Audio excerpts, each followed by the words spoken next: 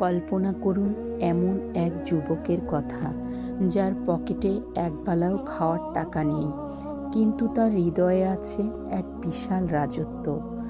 যার ঘর অন্ধকার, কিন্তু আত্মা আলোর নূরে আলোকিত। আমরা আজ এমন এক যুবকের গল্প শুনতে যাচ্ছি, যে নিজের ক্ষুধার চেয়ে অন্যের চোখের পানির বেশি গুরুত্ব দিয়েছিল। সে জানত না তার এই ত্যাগ তাকে কোন উচ্চতায় নিয়ে যাবে, কিন্তু পৃথিবী তাকে এক অনন্য শিক্ষা দিতে অপেক্ষা করছিল। আসসালামু আলাইকুম ওয়ারহমাতুল্লাহ। প্রিয় দর্শক, আশা করি আপনারা সবাই ভালো আছেন। আজ সোনিয়া ইসলামিক ওয়ার্ল্ড এর পর্দায় আমরা এক অসাধারণ জীবনমুখী গল্প নিয়ে হাজির হয়েছি। গল্পের নায়ক ইমরান, এক এতিম যুবক, যার সহায় সম্বল বলতে কিছুই ছিল না, ছিল শুধু মহান আল্লাহর উপর অটল বিশ্বাস। কেন ইমরানের কাহিনী আজও আমাদের চোখে পানি এনে দেয়? কি ছিল তার সেই গোপন আমল? চলুন তাহলে বিস্তারিত জানি। প্রিয় দর্শক, ইমরান প্রতিদিন খুব ভোরে জেগে উঠত। ফজরের সালাত আদায় করে সে মহান আল্লাহর কাছে রিজিকের জন্য প্রার্থনা করত। এরপর সে কাজের সন্ধানে বেরিয়ে পড়ত। তার কাজ ছিল মূলত বাজারের ভারী জিনিসপত্র বহন করা। সারাদিন হাড় ভাঙা খাটনির পর সে যেন সামান্য পারিশ্রমিক পেত, তা দিয়ে তার সাদামাটা জীবন কোনো মতে চলত। তবে ইমরানের একটি অদ্ভুত অভ্যাস ছিল। যেদিন তার আয় একটু বেশি হতো, সেদিন সে নিজের জন্য সামান্য খাবার রেখে বাকি অর্থ দিয়ে গোপনে কাউকে সাহায্য করত। সে এমনভাবে দান করত, ডান হাত দিয়ে দান করলে বাম হাত জানত না যে সে কি করল। আর রাতের আধারে সে কোনো অসহায় বিধবার দরজায় খাবার রেখে আসতো, অথবা কোনো এতিম শিশুর ঘরে পৌঁছে দিত কয়েকটি মুদ্রা। সে বিশ্বাস করত দুনিয়ার মানুষ যা দেখছে তার চেয়ে অনেক বড় পুরস্কার রয়েছে আল্লাহর কাছে।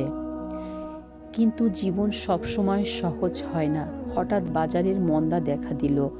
ইমরান টানা কয়েকদিন কোনো কাজ পেল না।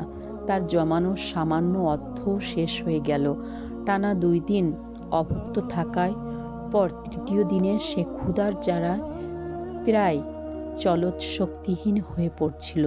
কিন্তু সে কারো কাছে হাত পাতেনি। ঠিক সেই মুহূর্তে সে দেখল হাসিম নামের এক ধনী বণিক তার মালপত্রর সামনে দাঁড়িয়ে সাহায্যকারী খুঁজছিলেন। কাজটা ছিল অত্যন্ত কঠিন, তাই অনেকেই সাহস করছিল না। কিন্তু ইমরান তার দুর্বল শরীর নিয়েই বিসমিল্লাহ বলে এগিয়ে গেল। সে বণিককে বলল, আমি আপনার কাজটি করে দিতে পারবো, ইনশাল্লাহ। সারাদিন অক্লান্ত পরিশ্রম করে সে সমস্ত মালপত্র পৌঁছে দিল। বণিক ইমরানের পরিশ্রমে মুগ্ধ হয়ে তাকে মুদ্রার একটি বড় থলে পারিশ্রমিক হিসেবে দিলেন।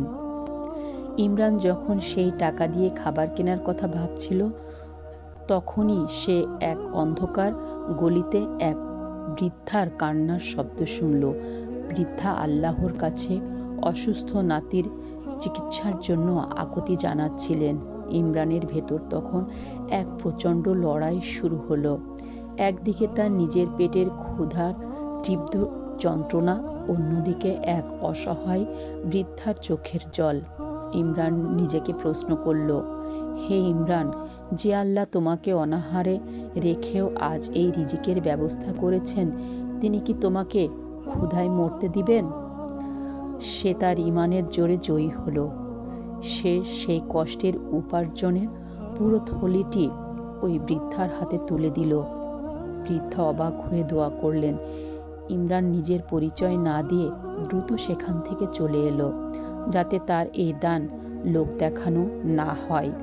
সেই রাতে সে অভুক্ত রইল, কিন্তু তার মনে ছিল এক অপার্থিব প্রশান্তি।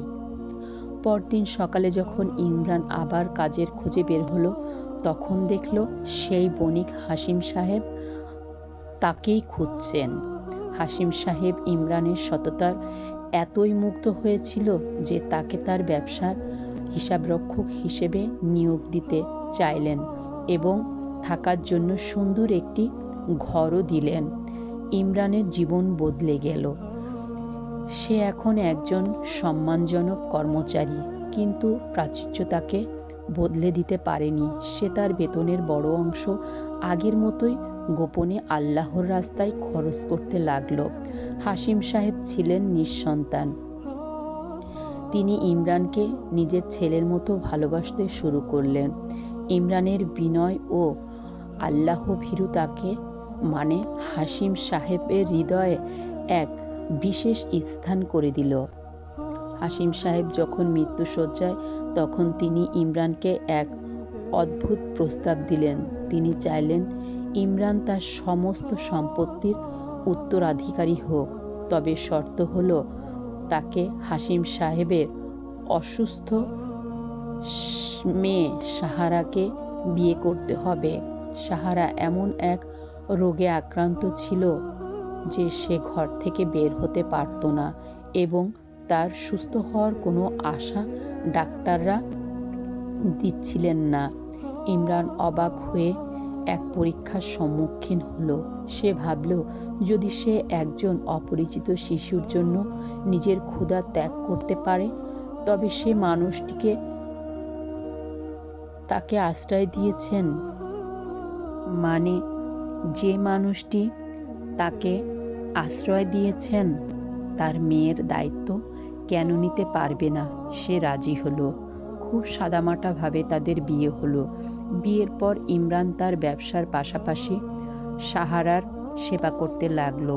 সে সারা রাত জেগে আল্লাহর কাছে তার স্ত্রীর সুস্থতার জন্য কাঁদত এবং তার গোপন দান আরও বাড়িয়ে দিল। একদিন সাহারা একটি স্বপ্ন দেখল। স্বপ্নে এক ব্যক্তি তাকে বললেন যে তোমার স্বামী ইমরানের গোপন আমল আল্লাহর আরশ পর্যন্ত পৌঁছে গেছে এবং তার ওসিলায় আল্লাহ তাকে সুস্থ করে দিয়েছেন। পরদিন সকালে সাহারা অলৌকিকভাবে পুরোপুরি সুস্থ হয়ে উঠল। এটি ছিল ইমরানের ধৈর্য ও আল্লাহর উপর অটল বিশ্বাসের এক অভাবনীয় পুরস্কার। ইমরান বুঝতে পারল, আল্লাহ তাকে শুধু ধন সম্পদই দেননি, বরং এক নেককার এবং সুস্থ স্ত্রীও দান করেছেন। তারা দুজনে মিলে আগের চেয়ে বেশি করে মানুষের সেবা করতে লাগলেন। তবে তাদের সেই দান ছিল সবসময় লোকচক্ষুর অন্তরালে। গল্পের সবচেয়ে আবেগঘন মুহূর্তটি এলো তখন, যখন ইমরান ও সাহারা একদিন রাতে ছদ্মবেশে এক বৃদ্ধার দরজায় খাবার রেখে আসছিলেন। তারা শুনতে পেলেন সেই বৃদ্ধা দোয়া করছেন, যার নাতনির চিকিৎসার জন্য ইমরান একসময় তার সবটুকু দিয়ে দিয়েছিল। বৃদ্ধা বলছিলেন, হে আল্লাহ, আমি জানি না কে আমার দরজায় খাবার রেখে যায়, কিন্তু তুমি তাকে দুনিয়ায় ও আখিরাতে সর্বোত্তম পুরস্কার দিও। ইমরান ও সাহারা চোখে পানি ধরে রাখতে পারল না। তারা বুঝতে পারল আল্লাহ কিভাবে একটি ক্ষুদ্র দানকে চক্রবৃদ্ধি হারে ফিরিয়ে দেন।